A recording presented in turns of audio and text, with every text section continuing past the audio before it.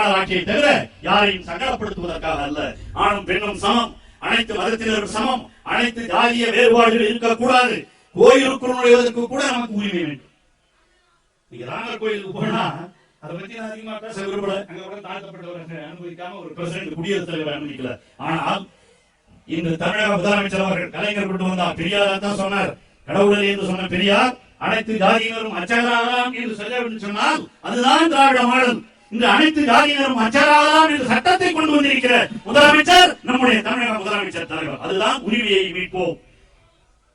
கோயில் கூடாது என்பதல்ல, கோயில் கொடியவர்களின் கூடாரமாகிவிடக் கூடாது என்று கலைஞர் எழுதினாரே, அதுதான் நம்முடைய கொள்கை, அதுதான் திராவிட மாடல்.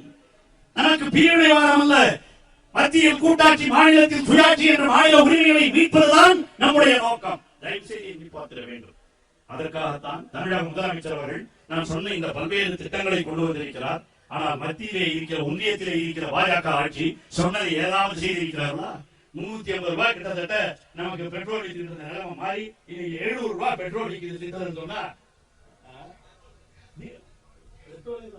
பெட்ரோலும் 350 ரூபாய் வித்துருந்தது. அப்ப இப்ப அது 750 ரூபாய்க்கு ஆயிப்போச்சு. பெட்ரோல் 35 ரூபாய் இருந்து 75 ரூபாய் ஆயிப்போச்சு. அந்த அளவுக்கு பெட்ரோல் விலை கூட மாறி இருக்கிறது என்று சொன்னால் இவங்க என்ன சொன்னாங்க, முதல்ல நாங்க வந்து அதெல்லாம் குறைப்போம். ஆனா அதெல்லாம் ஏறி இருக்கிறது என்பதுதான் இன்றைய நிலைமை என்பதை நீங்கள் மறந்துவிடக் கூடாது. ஆகவேதான் அதே மாதிரிதான் அவங்க சொன்னாங்க. என்ன சொன்னாங்க, வந்த உடனே நான் வருஷத்துக்கு 2-3 பேருக்கு வேலை வாய்ப்பு கொடுத்தோம். கொடுத்தாங்களா?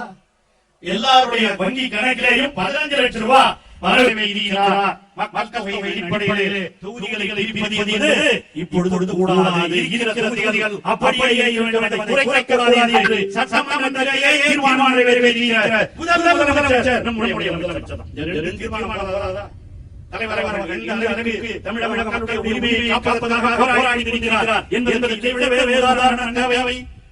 ஆக இந்த அடிப்படையிலே தான் நம்முடைய உரிமைகளை காப்பாற்ற வேண்டும். பாசிச ஆட்சியை நம்ம சொல்லியா, ஒரே மதம், இந்தியா பூரா ஒரே மதம், எத்தனை மதம் நம்ம சொன்ன எந்த மதம், அந்த மதமெல்லாம் ஒரே மதம், இந்து மதம். விரோதி அல்ல, எல்லாரும் ஒரே மதம் தான், எல்லாரும் அது ஒண்ணு யாரும் பார்க்க முடியாது. ஆனா அந்த மதம் என்பது கிறிஸ்தவர்களாக இருந்தாலும் சீக்கியர்களாக இருந்தாலும் எல்லோரும் மனிதர்கள். ஆகவே ஒற்றுமை வேண்டும் என்பதுதான் திராவிட மாடல் ஆட்சி. எல்லோரும் சமம் என்ற உணர்வை உருவாக்குவதுதான் திராவிட மாடல் ஆட்சி. அதைத்தான் தமிழக செய்திருக்கிறார். எல்லோரும் உரிமையை வேண்டும் என்று செயல்படுத்திருக்கிறதுதான் நம்முடைய தமிழக முதல்வர் அவர்கள். அந்த அடிப்படையிலே தான் இன்று நாம் செயல்படுத்திருக்கிறோம். இதுதான் திராவிட மாடல் ஆட்சி. பிரிவினை கேட்பது அல்ல நம்முடைய நோக்கம்.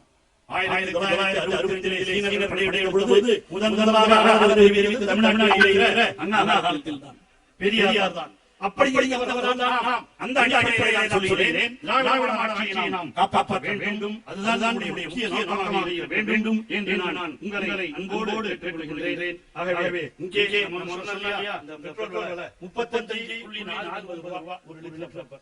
இப்ப 102 ரூபாய் 63 பைசா.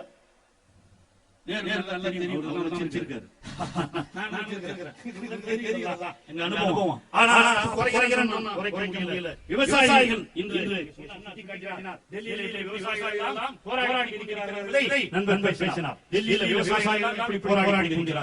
விவசாயிகளுக்காக நாங்கள் ஒரே